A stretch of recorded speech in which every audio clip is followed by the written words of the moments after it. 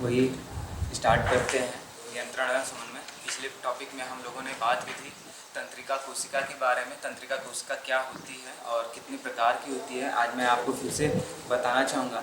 मुख्य रूप से तंत्रिका कोशिका हमने 3 प्रकार की देखी थी और तंत्रिका कोशिका का हमने चित्र भी निरूपित किया था। तंत्रिका कोशिका जिसके अंतर्गत पहला हमारा था सेंसोरी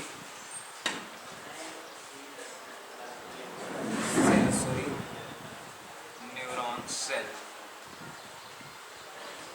दूसरा था हमारा मोटार न्यूरॉन सेल और तीसरा था हमारा इंटेल न्यूरॉन सेल। सेंसरी में क्या था? संवेदी तंत्रिका कोशिका, संवेदी तंत्रिका कोशिका।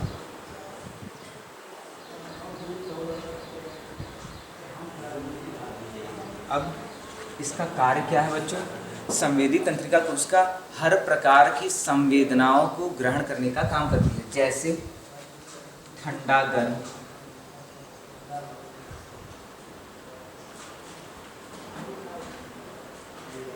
पीड़ा,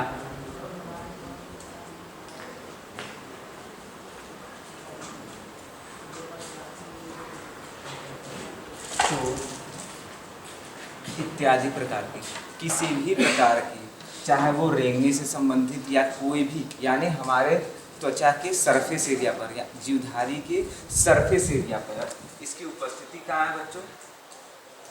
जीवधारी के बाह्य आवरण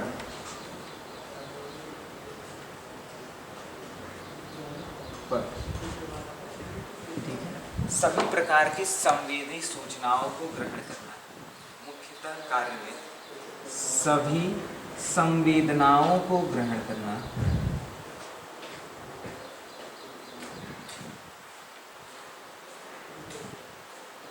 जिसके अंतर्गत बच्चों स्पर्श ज्ञान भी सम्मिलित है।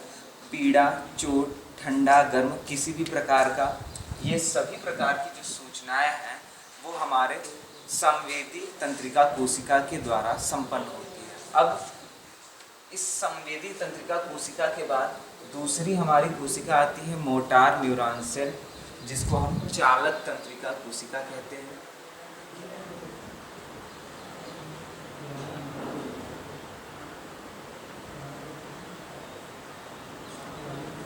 चालक तंत्रिका कोशिका के अंतर्गत बच्चों क्या होता है? चालक तंत्रिका कोशिका का एक सिरा जो है वो हमारा सेंसरी न्यूरॉन सेल से जुड़ा होता है, दूसरा सिरा जो है बच्चों उसका हमारे अपवाही अंगों द्वारा जुड़ा होता है, जहाँ से वो कार्य को करा सकती है। यानी इसका एक सिरा जो है सेंसरी न्यूरॉन सेल से और दूसरा सिरा पेशीय ऊतकों से जुड़ा होता है।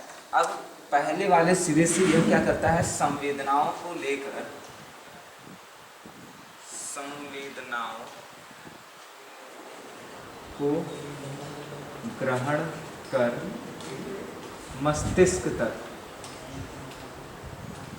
ले जाता है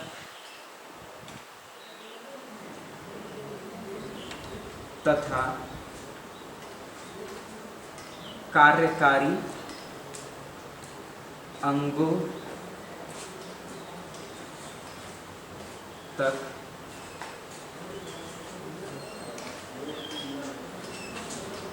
प्रति सूचना से कार्य कराता है।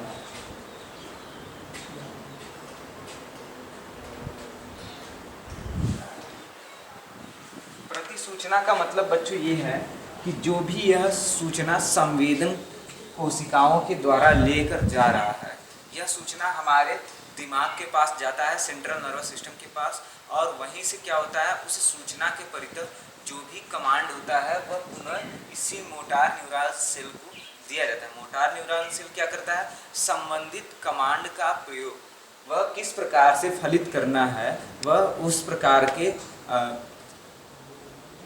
पेशीय ऊतकों को देकर उनसे वह कार्य निष्पादित कराता है। अब रही बात हमारे तीसरे इंटेव न्यूरॉन सेल की, यानी इसे हम कहते हैं साहचर्य तंत्रिका कोशिका।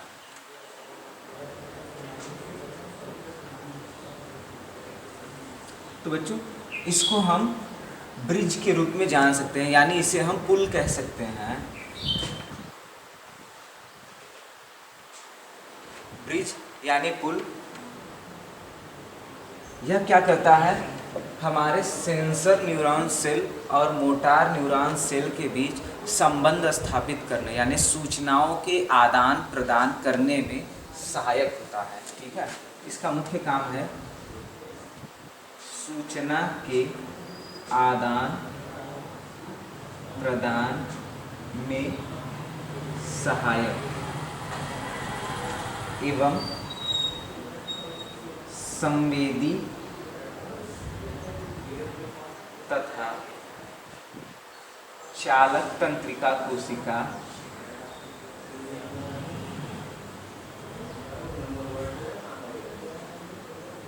के मध्य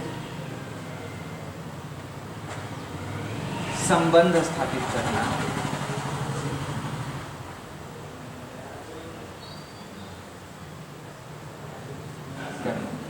इस प्रकार से बच्चों जो है यह करता क्या है, हमारा चालक तंत्रिका कोशिका और संवेदी तंत्रिका कोशिका के बीच में संबंध स्थापित करके सूचनाओं का आवागमन करता है, जिससे बेहतर तरीके से कमांड किया जा सके उन सूचनाओं के ऊपर।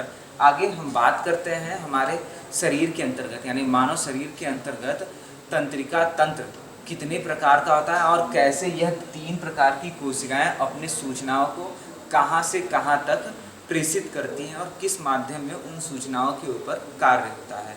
तो आइए सबसे पहले हम देखते हैं तंत्रिका तंत्र क्या होता है।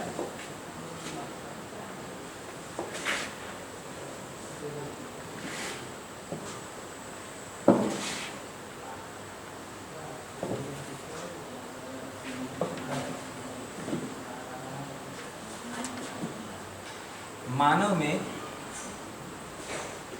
तंत्रिका तंत्र मुख्यतः 3 भागों में बटा हुआ है बच्चों, 3 भागों में, जिसके अंतर्गत पहला है बच्चों हमारा सेंट्रल नर्वस सिस्टम। ठीक है बच्चों, दूसरा है हमारा पेरिफेरल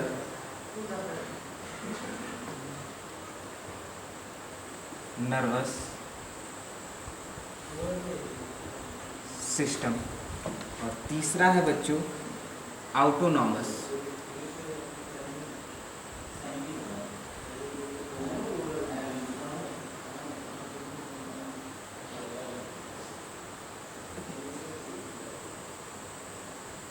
नर्वस सिस्टम। अब बच्चों यह 3 प्रकार के हमारे तंत्रिका तंत्र होते हैं।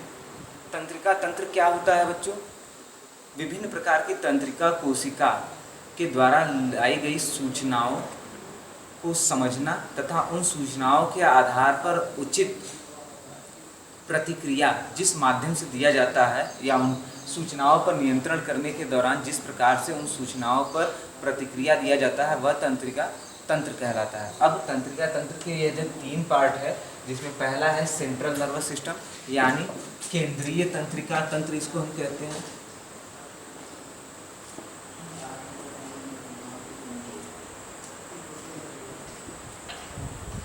दूसरे वाले को हम कहते हैं परिधीय तंत्रिका तंत्र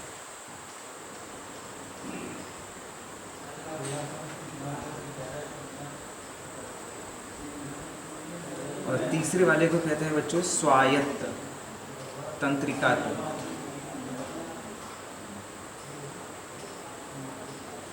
अब यह 3 प्रकार के जो हमारे तंत्रिका तंत्र हैं, इन तीनों का अपना अलग अलग कार्य है, जिसमें हम पहले वाले को देखते हैं केंद्रीय तंत्रिका तंत्र। तो केंद्रीय तंत्रिका तंत्र बच्चों मुख्य रूप से 2 भागों में बटा हुआ है। पहला है ब्रेन और दूसरा है स्पाइनल कॉर्ड, मेरुरज्जु, मस्तिष्क और मेरुरज्जु।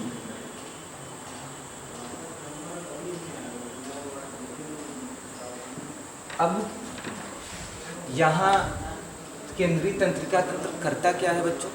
सबसे पहले हमारे शरीर के पैर से लेकर सर तक जितने भी प्रकार के सरफेस एरिया है, इन सरफेस एरिया में छोटी से छोटी हरकत, जैसे बालों का हिलना या मक्खी या मच्छर का हमारे त्वचा की परत पर बैठना और बैठने के दौरान हमें तुरंत पता चल जाना, अचानक से किसी मच्छर का हमारे शरीर के किसी हिस्से को काटना और बिना सोचे समझे हमारे हाथों का उस एरिया के ऊपर जाकर आक्रमण करना या वहाँ से मच्छर को हटाना या इचिंग करना, ये सभी प्रकार की जो क्रियात्मक जैविक क्रियाएं हैं संपादित हो रही हैं बच्चों।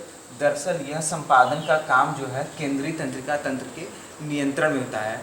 केंद्रीय तंत्रिका तंत्र के नियंत्रण में बच्चों दृष्टि ज्ञान से लेकर स्वाद ज्ञान से लेकर सभी प्रकार के संवेदी ज्ञान के ऊपर सूचनाओं को समझना तथा इन सूचनाओं के आधार पर किस प्रकार से कमांड देना है अफवाही अंगों के द्वारा, वह सभी प्रकार का नियंत्रण हमारा मस्तिष्क के द्वारा होता है।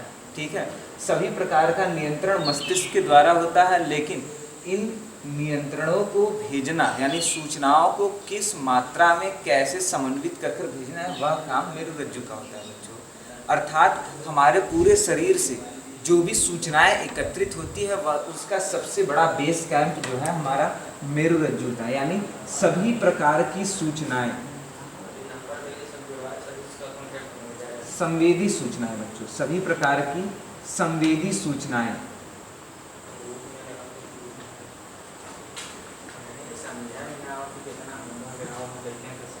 सभी प्रकार की संवेदी सूचनाएं जो है वह मेरुरज्जु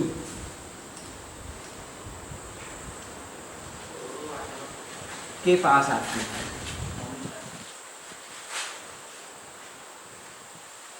ठीक है,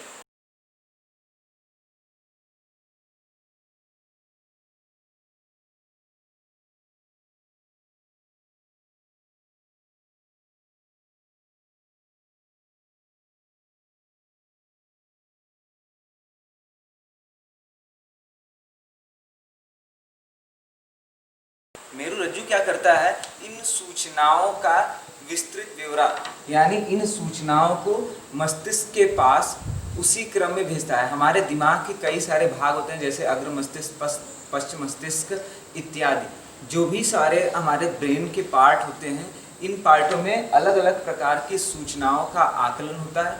इन सूचनाओं के आकलन के दौरान मस्तिष्क जो है उन सूचनाओं की प्रतिक्रिया पुनः देता है। वह पुनः प्रतिक्रिया जो है हमारे स्पाइनल कार्ड के पास आता है। स्पाइनल कार्ड क्या करता है, उस प्रतिक्रिया के आधार पर वह सूचना उपयुक्त अंगों या उपयुक्त मांसपेशियों के पास मोटार न्यूरॉन सेल यानी चालक तंत्रिका कोशिका के द्वारा पहुंचाता है, और वहां चालक तंत्रिका कोशिका क्या है, उस अंग के द्वारा यह कार्य सुनिश्चित कराती है। इस प्रकार से हमारे दिमाग और स्पाइनल कार्ड के द्वारा सभी प्रकार की संवेदी सूचनाओं को ग्रहण किया जाता है। ग्रहण करने के दौरान उस क्रिया का निष्पादन होता है। कभी कभी बच्चों क्या होता है, रिफ्लेक्स एक्शन एक शब्द आता है, यानी प्रतिवर्ती क्रिया। ऐसी दशा में अचानक से किसी भी प्रकार की सूचना जो हमारे शरीर के लिए या किसी जीवधारी के लिए हानिप्रद होती है, इस दौरान मस्तिष्क को सूचना देने में काफ़ी लेट होता है। ऐसी दशा में हमारा स्पाइनल कार्ड जो है वह तुरंत रिस्पांस करता है और बचाव के लिए जीवधारी को पीछे की तरफ धकेलता है। जैसे एग्जाम्पल के दौरान अगर हम आसानी से रास्ते पर नॉर्मली जा रहे हैं तो क्या होता है, सर्प देखने के दौरान हमारे पैर अपने आप ठिठक जाते हैं और हम पीछे की तरफ बिना सोचे समझे भागने लगते हैं। इस दौरान नेत्र के द्वारा जो भी सूचना संवेद जो है हमें सर्प के रूप में प्राप्त हुआ, वह सीधे हमारे स्पाइनल कार्ड के पास जाता है और स्पाइनल कार्ड तुरंत उस पर बिना सोचे समझे रिस्पांस कर देता है बहुत ज़्यादा डेंजर होने पर, इसी प्रकार से कोई गर्म वस्तु अचानक से हमारे हाथों को छू जाती है तो हम झटके से अपने हाथ को पीछे कर लेते हैं बिना सोचे समझे। यह सभी प्रकार की जो क्रियाएं होती हैं जो अनचाहे रूप से समन्वित होती है, इन सभी का नियंत्रण हमारे स्पाइनल कार्ड के द्वारा होता है। इसी प्रकार से एक और एग्जाम्पल है बच्चों, जैसे अचानक से हमारे सामने किसी का चीखना या डराने के दौरान क्या होता है, हमारे मुख से आवाज़ निकल जाती है। यह भी प्रतिवर्ती क्रिया का ही एक उदाहरण है जो हमारे स्पाइनल कार्ड के द्वारा संपन्न होती है। तो बच्चों आज के लिए बस इतना ही। अगले वीडियो के दौरान हम बात करेंगे मस्तिष्क की संरचना और स्पाइनल कार्ड दोनों के बीच किस प्रकार से संबंध स्थापित होता है। तब तक के लिए धन्यवाद।